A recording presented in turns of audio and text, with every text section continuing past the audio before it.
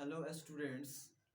स्वागत है आपका आप ही के अपने चैनल देहाती खान सर पर। आज मैं क्लास 9th एनसीईआरटी का इंट्रोडक्शन का पार्ट 2 वीडियो लेकर के आ गया हूँ, जिसमें हम लोग जानेंगे कि अभाज्य संख्या, भाज्य संख्या और परिमेय संख्या क्या होता है, आप लोगों के अपना ही भाषा में। तो चलिए हम लोग वीडियो को स्टार्ट करते हैं। ऐसे भाज्य संख्या हम लोग उसे कहते हैं जो किसी के पहाड़ा में ना आवे। जैसे आपका 2 हो गया, 2 जो है किसी के पहाड़ा में ना आता है, लेकिन हम लोग को 1 को नहीं लेना है, क्योंकि 1 से जो है किसी भी संख्या में हम लोग भाग देते हैं या गुना करते हैं तो उससे कोई फर्क नहीं पड़ता है। और इसके साथ ही साथ जो संख्या हम लोग लिखेंगे उसको भी छोड़ करके देखना है कि यह जो है किसी के पहाड़ा में आता है कि नहीं आता। तो ये जो है 2 किसी के पहाड़ा में नहीं आता है, 1 के अलावा। फिर देखिए 3 जो है आपका किसी के पहाड़ा में नहीं आता है, 1 के अलावा। फिर जो है 5 जो है किसी के पहाड़ा में नहीं आता है, 1 के अलावा। फिर इसी जगह से 7 हो जाएगा, आपका 11 हो जाएगा, 13 हो जाएगा, ऐसे डैश डैश। ये जो है आपका अभाज्य संख्या का उदाहरण है।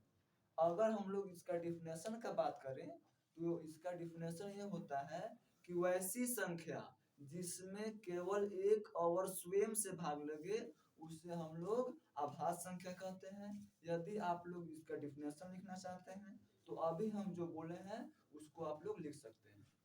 चलिए, आई होप कि आप लोगों को ये अभाज्य संख्या समझ में आ गया होगा। अब हम लोग आते हैं भाज्य संख्या पर। तो भाज्य संख्या का मेरा डिफिनेशन ये है कि वैसी संख्या जो किसी के पहाड़ा में आता है उसे हम लोग भाज्य संख्या कहते हैं। जैसे देखिए आपका 4 जो है आपका भाज्य संख्या है। क्यों है भाज्य संख्या? क्योंकि ये 2 के पहाड़ा में आता है, इसीलिए आपका ये भाज्य संख्या हो जाएगा। अब देखिए आगे 6 जो है आपका भाज्य संख्या है। क्यों है? क्योंकि आपका ये 2 के भी पहाड़ा में आता है और 3 के भी पहाड़ा में आता है।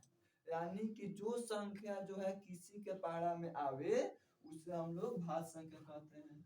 इसी प्रकार से आपका 8 हो जाएगा, इसी प्रकार से आपका 10 हो जाएगा, इसी प्रकार से 12 हो जाएगा, इसी प्रकार से 14 हो जाएगा।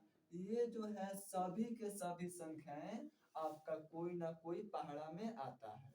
यदि जो है हम लोग इसका ओरिजिनल डिफिनेशन का, किताबी डिफिनेशन का बात करें तब जो है आपका हो जाएगा वैसी संख्या जिसमें कम से कम 3 संख्याओं से भाग लगे उसे हम लोग भाज्य संख्या कहते हैं। यदि आप लोग इसका डिफिनेशन लिखना चाहते हैं तो अभी हम जो बोले हैं उसको आप लोग लिख सकते हैं। चलिए, ये जो है भाज्य संख्या का कुछ उदाहरण हो गया। अब जो है हम लोग आते हैं परिमेय संख्या पर। परिमेय संख्या का डिफिनेशन ये होता है कि प्राकृत संख्या, उसके बाद में आपका पूर्ण संख्या, उसके बाद में आपका पूर्णांक संख्या, उसके बाद में आपका हो जाएगा अभाज्य संख्या, उसके बाद में आपका हो जाएगा भाज्य संख्या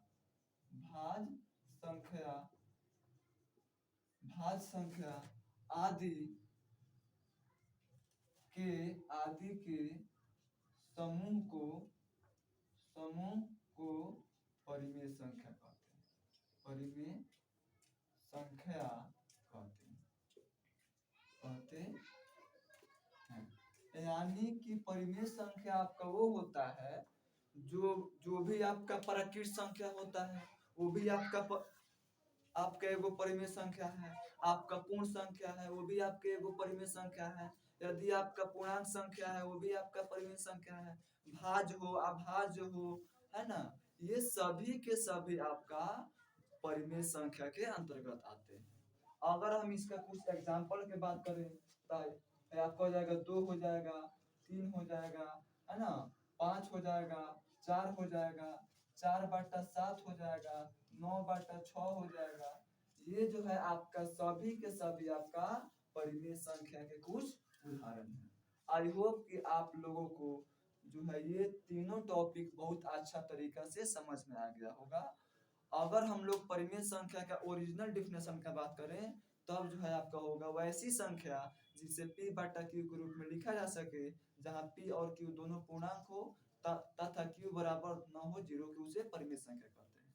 यदि आप लोग इसका डिफिनेशन लिखना चाहते हैं तो अभी हम जो बोले हैं वो डिफिनेशन लिख सकते हैं, लेकिन जो है सबसे बेस्ट जो है आप लोग को समझ में आएगा ये, क्योंकि जो है इसको जो है हम लोग पार्ट 1 इंट्रोडक्शन वीडियो में पढ़ा दिए हैं।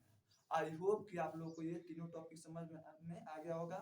आप लोगों को यदि मेरा वीडियो अच्छा लगे तो आप लोग हमारे चैनल को सब्सक्राइब और लाइक कर दीजिएगा। आज के लिए इतना ही, फिर हम लोग मिलते हैं कल। Thank you so much.